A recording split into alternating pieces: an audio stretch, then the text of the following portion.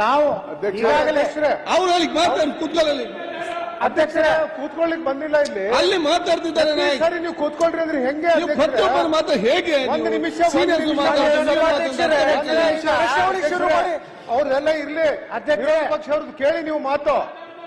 ಅಧ್ಯಕ್ಷರೇ ಎತ್ತಲ್ ಹೇಳಿ. ಅಧ್ಯಕ್ಷರಿಗೆ ಉತ್ತರ ಕನ್ನಡ ಮಾತಾಡ್ತಾ ಇದ್ದೀನಿ. ಉತ್ತರ ಕನ್ನಡ ಮಾನ್ಯ ಅಧ್ಯಕ್ಷರಿಗೆ ನನಗೆ ಬಲ್ಲ ಮೂಲಗಳಿಂದ ತಿಳಿದಂತೆ ಉತ್ತರ ಕರ್ನಾಟಕದ ಚರ್ಚೆಯನ್ನು ತಾವು ತಗೋಬೇಕಂತ ಈಗಾಗಲೇ ನಿರ್ಣಯ ಮಾಡಿದ್ದೀರ ಅಂತ ನನಗೆ ಗೊತ್ತಾಗಿದೆ. ಅದಕ್ಕೆ ನಿಮ್ಮ ಮೊದಲು ಅಭಿನಂದನೆಗಳನ್ನು ಸಲ್ಲಿಸ್ತೇನೆ ಅಧ್ಯಕ್ಷರ. ಅದ್ರ ಜೊತೆಗೆ ಪ್ರಶ್ನೋತ್ತರ ಕಾಲ ಎಲ್ಲ ಶಾಸಕರ ಒಂದು ಹಕ್ಕು.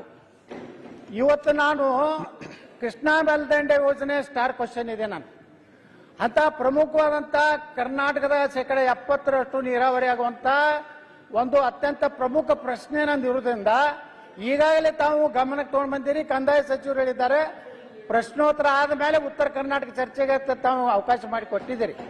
ಅದಾದ ಮೇಲೆ ಇದರ ಮೇಲೆ ಕೇವಲ ಪ್ರತಿಷ್ಠೆಗಾಗಿ ಪ್ರಶ್ನೋತ್ತರವನ್ನು ಮುಂದೆ ಹಾಕೋದಕ್ಕೆ ನಾನು ವಿರೋಧ ಮಾಡ್ತೇನೆ. ಯಾಕಂದ್ರೆ ಪ್ರತಿಯೊಬ್ಬ ಶಾಸಕ ತನ್ನ ಕ್ಷೇತ್ರದ್ದು ಮತ್ತು ತನ್ನ ಭಾಗದ ಅಭಿವೃದ್ಧಿಯ ಪ್ರಶ್ನೆಯನ್ನೇ ಕೇಳಿರ್ತಾನೆ ಹೊರತು ಅದರಲ್ಲಿ ಉತ್ತರ ಕರ್ನಾಟಕ ಶಾಸಕರು ಅದನ್ನೇ ಕೇಳಿರ್ತಾರೆ, ನಮ್ಮ ದಕ್ಷಿಣ ಕರ್ನಾಟಕ ಶಾಸಕರು ಕೇಳಿರ್ತಾರೆ. ಅದಕ್ಕೆ ನಾನು ವಿನಂತಿ ಮಾಡ್ಕೋತೀನಿ, ಮೊದಲ ಪ್ರಶ್ನೋತ್ತರ ಮಾಡಿ ಅಲ್ಲಿ ಸಹಮತ ಇದೆ. ಮಾನ್ಯ ಸಭಾಧ್ಯಕ್ಷರು, ಉತ್ತರ ಕರ್ನಾಟಕ ವಿಚಾರದಲ್ಲಿ ಸಹಮತ ಇದೆ. ಶುರು ಮಾಡಬಹುದು. ನಾವು ಮೆಚ್ಕೋತೀವಿ. ಅಧ್ಯಕ್ಷರ ಉತ್ತರ ಕರ್ನಾಟಕ ಅಧ್ಯಕ್ಷರೇ ಈಗ ಅದ್ರ ಜೊತೆಗೆ ನಮ್ಮ ವಿನಂತಿ ಏನಂದ್ರೆ ಪ್ರಶ್ನೋತ್ತರ ಅರ್ಥಗಳ ತಕ್ಷಣ ತಗೋತೀನಿ. ಈಗಾಗಲೇ ನೀವು ಘೋಷಣೆಯನ್ನು ಮಾಡಿದ್ದೀರಿ. ಆಯ್ತು. ಇನ್ನೊಂದು ನಮ್ಮ ಹಿರಿಯ ಶಾಸಕರಿಗೆ ಅತ್ಯಂತ ಅಪಮಾನಕಾರಿಯಾಗಿ ನಮ್ಮ ಹಿಂದೆ ಕುಂಡ್ರಿಸುವಂತ ವ್ಯವಸ್ಥೆ ಮಾಡಿದ್ದೀರಿ. ಹೋದ ಸದನದಲ್ಲಿ ಸಹ ತಮ್ಗೆ ವಿನಂತಿ ಮಾಡ್ಕೊತೀವಿ, ನಾವು 6 ಸಲ 5 ಸಲ ಆಯ್ಕೆ ಆದಂತವ್ರಿಗೆ ಮುಂದೆ ಕೊಡುವಂತ ವ್ಯವಸ್ಥೆನ ನಾವು ಮಾಡಬೇಕಾಗಿತ್ತು. ಗಮನಕ್ಕೆ ತಗೊಂಡು ಬಂದಿದ್ದೀವಿ. ಈ ಸಲನೂ ಸಹ ನಮ್ಮ ಕೊನೆಗೆ ನನಗೆ ಎಷ್ಟನೇ ನಂಬರ್ ಯತ್ನಾಳ್ ಸಾಹೇಬ್ರನ್ನ ಮಾತಾಡ್ತೀರ ರಂಗನಾಥ್ ಬಿಜೆಪಿ ಏನ್ ಸಿಗ್ತಾ ನಿಮ್ಗೆ? ಯತ್ನಾಳ್ ಸಾಹೇಬ್ರನ್ನ ಅನಾಥರು ಮಾಡ್ಬಿಟ್ಟವ್ರೆ. ಅದಕ್ಕೋಸ್ಕರ ನಾವೆಲ್ಲ ನಿಮ್ ಜೊತೆ ಇದ್ದೀವಿ.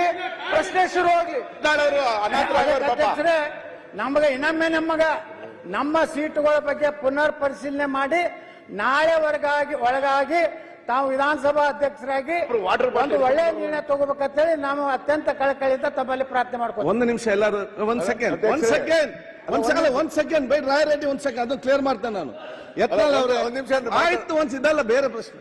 ಯತ್ನಾಳ್ ಅವರೇ ನೋಡಿ, ಮೊನ್ನೆ ತಾವು ನಾವು ಸೀನಿಯರ್ ಇದ್ದೇವೆ, ನಮ್ಗೆ ಲಾಸ್ಟ್ ಅಲ್ಲಿ ತಾವು ಸೀಟ್ ಕೊಟ್ಟಿದ್ರೆ ತಾವು ಮೊನ್ನೆ ಕೂಡ ಹೊತ್ತು ಕೂಡ ಹೇಳ್ತಾ ಇದ್ರಿ. ನಮ್ಮನ್ನ ಸ್ಪಷ್ಟ ಬರ್ತೇನೆ, ರಾಜ್ಯದಲ್ಲಿ ಸೀನಿಯರ್ ಜೂನಿಯರ್ ಅಂತ ಇಲ್ಲ. ಅಧಿಕಾರ ಇದ್ದವನೇ ಸೀನಿಯರ್, ಅಧಿಕಾರ ಇಲ್ಲದವನು ಜೂನಿಯರ್. ನಾವು ಹೇಳ್ದು ಕೇಳಿ. ಒಂದು ಸೆಕೆಂಡ್ ನಾನು ಹೇಳ್ದು ಕೇಳಿ ಇಲ್ಲಿ. ಆಯ್ತು, ಒಂದು ಹೇಳ್ದು ಕೇಳಿ. ನಾವು ಇಲ್ಲಿ ಸೀಟ್ ಕೊಡುವಾಗ ಸೀನಿಯಾರಿಟಿ ನೋಡಿ ಕೊಡುದಲ್ಲ. ಯಾರಿಗೆ ಜಾಸ್ತಿ ಸಂಖ್ಯೆ ನಂಬರ್ ಇದ್ರೆ ಅವ್ರಿಗೆ ಈ ಸೈಡ್ ಕೊಡುವಂತದ್ದು, ಕಡಿಮೆ ಸಂಖ್ಯೆ ನಂಬರ್ ಇದ್ರೆ ಈ ಕಡೆ ನಾವು ಕೊಡುವಂತದ್ದು. ಅದಕ್ಕಿಂತ ಕಡಿಮೆ ಇದ್ರೆ ಆ ಕಡೆ ಬಂದು ಸೇರ್ತಾರೆ. ನೀವು ಇಲ್ಲಿದ್ದಾಗ ನಿಮ್ಗೆ ಫ್ರಂಟ್ ಸೀಟ್ ಅಲ್ಲೇ ಕೊಟ್ಟಿದ್ದೆವು. ನಿಮ್ಗೆ ಬೇಕಾದಾಗ ಇಲ್ಲಿ ಬರುವುದು, ಬೇಡದಾಗ ಅಲ್ಲಿ ನೀವು ಬಿಟ್ಟು ಹೋದ್ರೆ ನಾವೆಂತ ಮಾಡ್ಲಿಕ್ಕೆ ಅಲ್ಲಿ ಕೊಡ್ಲಿಕ್ಕೆ ಆಗ್ತದೆ? ನನಗೆ ನೀವು ನಮ್ಮ ಈ ಕಡೆ ಬಂದ್ರೆ ಇಲ್ಲಿ ಫ್ರಂಟ್ ಅಲ್ಲಿ ಬರ್ತದೆ, ನೀವು ಇಲ್ಲಿ ಬಂದ್ರೆ ನಿಮ್ಗೆ ಇಲ್ಲಿ ಫ್ರಂಟ್ ಅಲ್ಲಿ ಬರ್ತದೆ. ಅಧ್ಯಕ್ಷರೇ, ನಾವು ಬೇಕಂದಾಗ ಬರುವುದು ಬಿಡೋದಲ್ಲ, ನಾವೇ ನಿಜವಾದಂತ ನಿಷ್ಠಾವಂತ ಕಾರ್ಯಕ್ರಮ ಈ ಸದನದಲ್ಲಿ ನಿಜವಾಗಿ ವಿರೋಧ ಪಕ್ಷ ನಾಯಕ ಅಂದ್ರೆ ನಾನೇ.